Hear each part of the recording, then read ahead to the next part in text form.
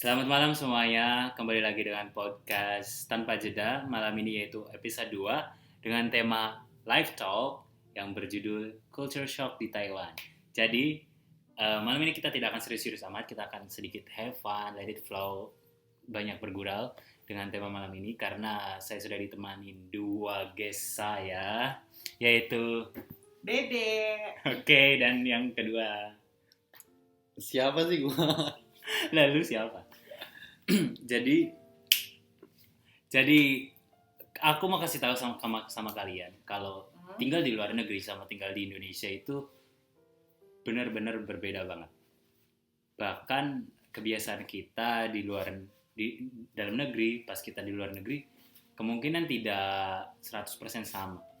Karena dari culture, habit, terus dari environment juga sangat beda banget.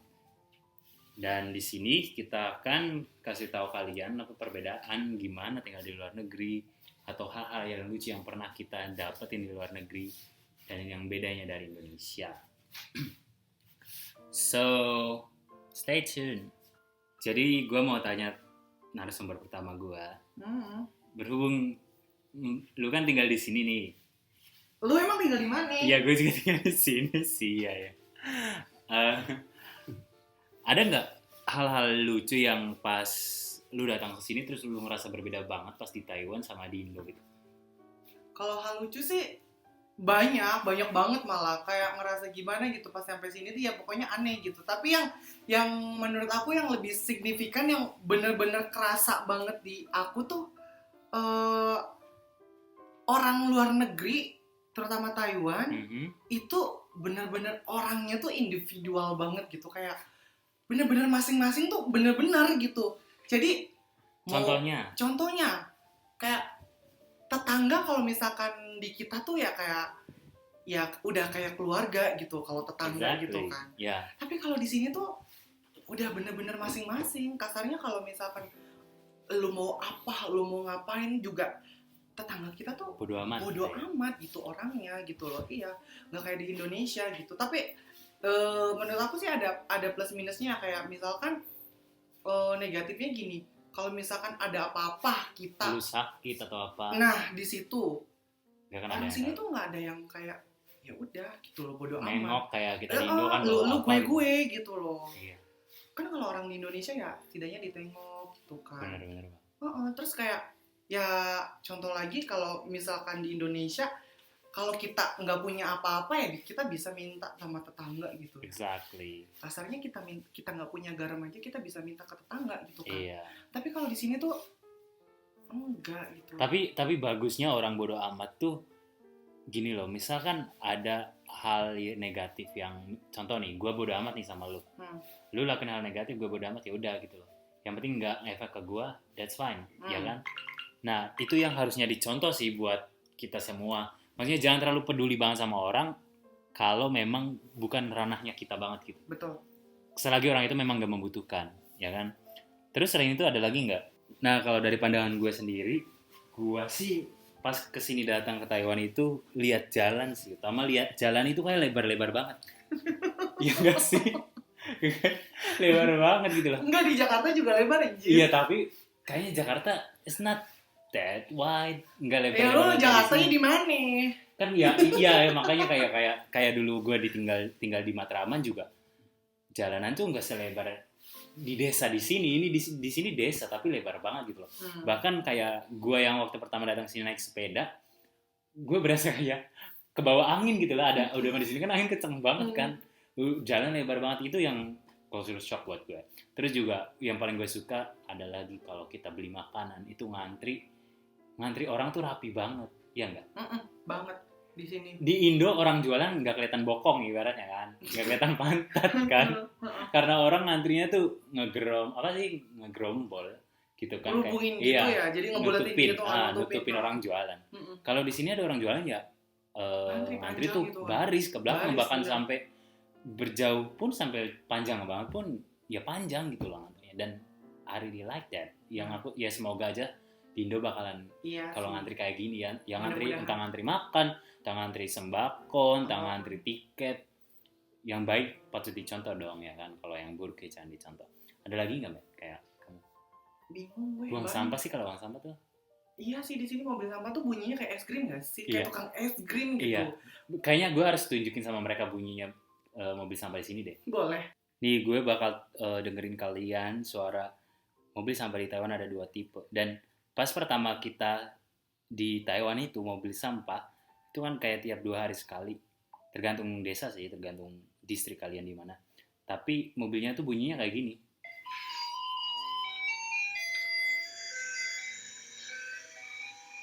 Terus satu laginya ada kayak gini juga. Hampir sama tapi beda sih.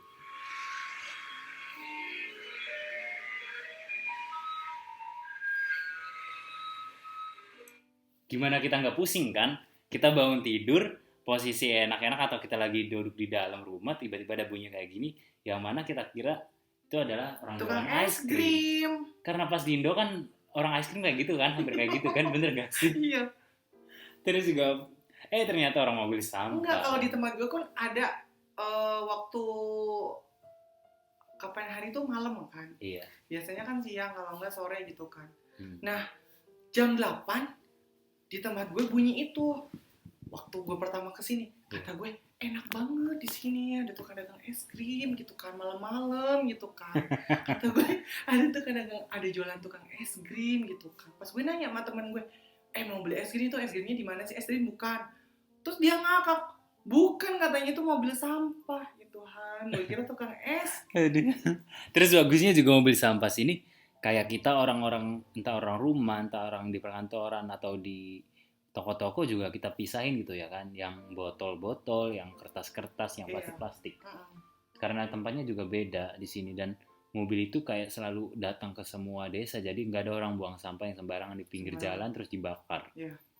Itu kayaknya patut dicontoh sih buat kalian juga, walaupun di Indo kita belum ada mobil-mobil sampah kayak gitu. Di Indo ada beberapa. Ada, pasti ada ya. Di kayaknya Jakarta, ada ya. Kalau di Jakarta ada, kalau di ya khususnya yang tinggal di desa atau di mana.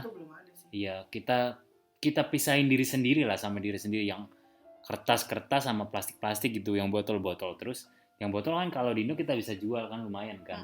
Yang plastik ya jangan dibakar, kalau bisa dikasih ke tempat tuang sampah biar didaur ulang gitu loh. Kalau yang organik kan bisa ke tempat sampah yang biasa di penampungan sampah. Terus ada lagi nggak selain itu culture shock di Taiwan? Banyak makanan gue. Sih makanan. Bingung gue. Ya itu paling parnonya tuh kalau misalkan aku beli makanan tuh, ya aku kan muslim kan. Iya.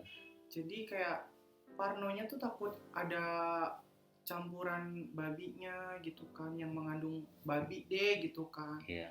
Tapi ya memang hampir semua makanan di sini mengandung itu sih. Jadi ya pinter-pinter kitanya aja gimana kayak gitu kan. Itu paling parno, kayak takut ini ada babinya enggak ya. Tapi pas pertama datang sini suka nggak sama chotofu? Chotofu itu tahu bau ya, tahu busuk. Jujur aku nggak bisa makan. Nggak bisa makan karena ngelihat temanku lihat kok enak banget kelihatannya gitu kan. Tapi aku nyobain satu tuh nggak habis, satu kotak itu kan aku nggak habis satu tahu itu karena nggak enak rasanya, kayak ya bau gitu kan. Tapi makin kesini jadi addicted ya. Nah, suka banget sama. Tapi gue pribadi sih masih bisa kehitung kayaknya makan chotofu mungkin di bawah 10.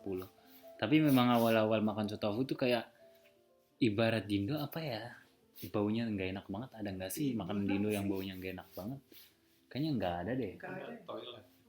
Ya, bau toilet. Iya, enggak. Iya kayak bau toilet, emang kayak bau toilet ya.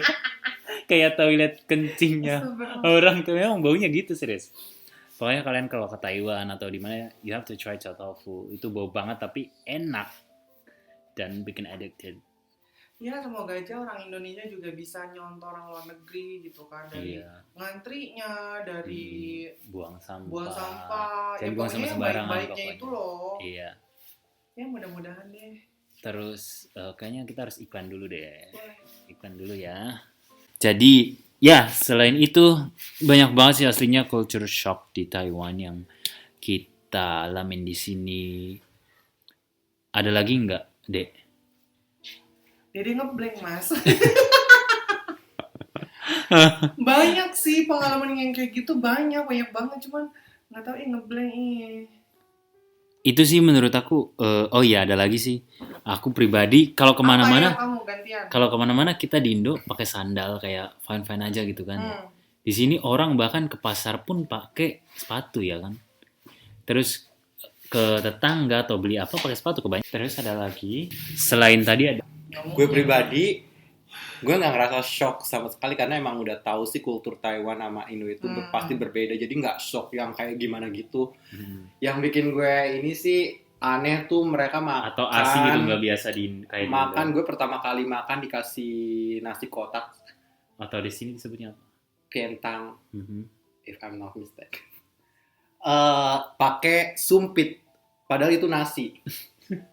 Exactly. Ada loh orang sini makan bubur pakai sumpit. Itu Iya. masih oke lah, makan nasi pakai sumpit. Bener banget. Iya. Gue juga Makanya udah tahu budaya sini, nggak heran. Nah, itu makan nasi pakai sumpit aja. Enggak heran, cuman gue ngerasa aneh gitu makan nasi pakai sumpit. Dan itu Di Indonesia susah. juga banyak. kita pun iya gue pribadi sih gue waktu di Indo kayak nggak pernah pakai sumpit ya kan, paling kalau makan mie, dan itu pun kalau mie di kampung pakai sendok ya nggak sih? Ya, pakai garpu. Iya garpu kan, jadi makan sumpit kayak masih zero banget gitu, masih nol banget gue makan sumpit. Di sini kita kayak bukan wajib sih, tapi memang sama mereka di provide satu sumpit satu orang gitu, jadi kita pun harus belajar yang makan pakai sumpit. Bahkan makan jagung yang dipotong-potong pakai sumpit yang ada di dalam pentang, bener nggak? Betul. Terus makan mie, makan beras pakai sumpit. Semuanya Dan akhirnya ya sekarang ya hitungannya gampang pakai sumpit. udah bisa. Bisa, Udah. walaupun kalau megang yang berat-berat jatuh lagi gitu. Kalau biasanya kalau megang telur puyuh tuh. Iya. Ditusuk. Kalau telur gede oke lah. Telur puyuh gue bingung banget dah sumpah sampai mau Lepas lagi, jatuh lepas terus gitu ya kan.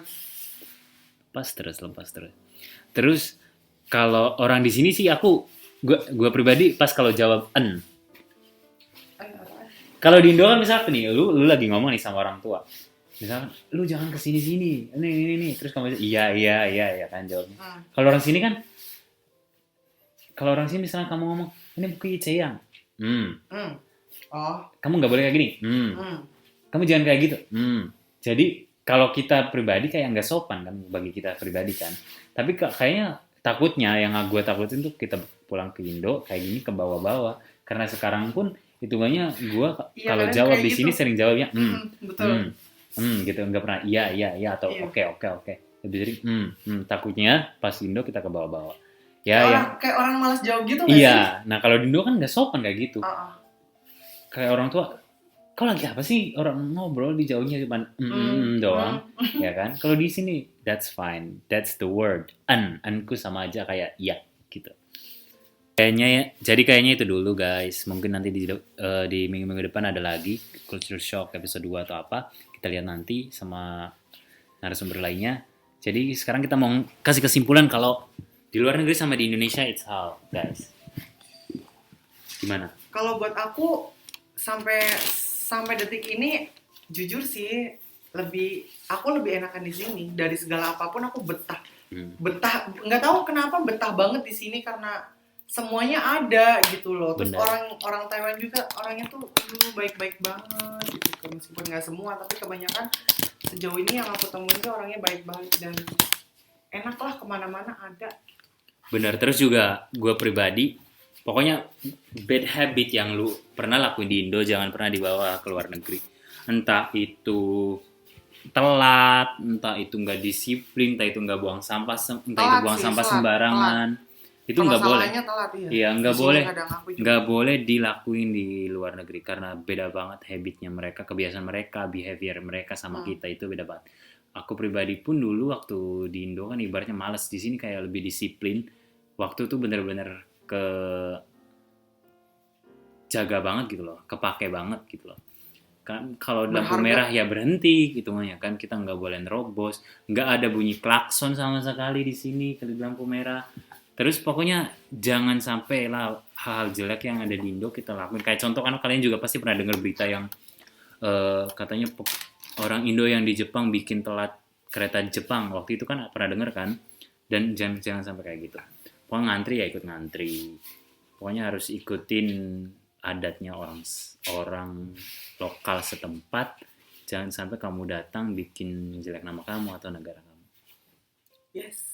Kayaknya gitu aja guys buat episode 2 live talk dengan tema culture shock di Taiwan. Mungkin nanti kalau kalian misalkan ada yang mau curhat dengan saya atau mau ngobrol dengan saya via telepon atau via langsung atau via email, menceritakan tentang masalah kalian ataupun keluh kesah kalian, boleh. Saya akan bacakan di podcast saya dan tidak akan menyebut nama kalian jika kalian tak mau saya sebutin nama kalian. Terima kasih buat mendengarkan podcast Tanpa Jeda. Sampai jumpa minggu depan.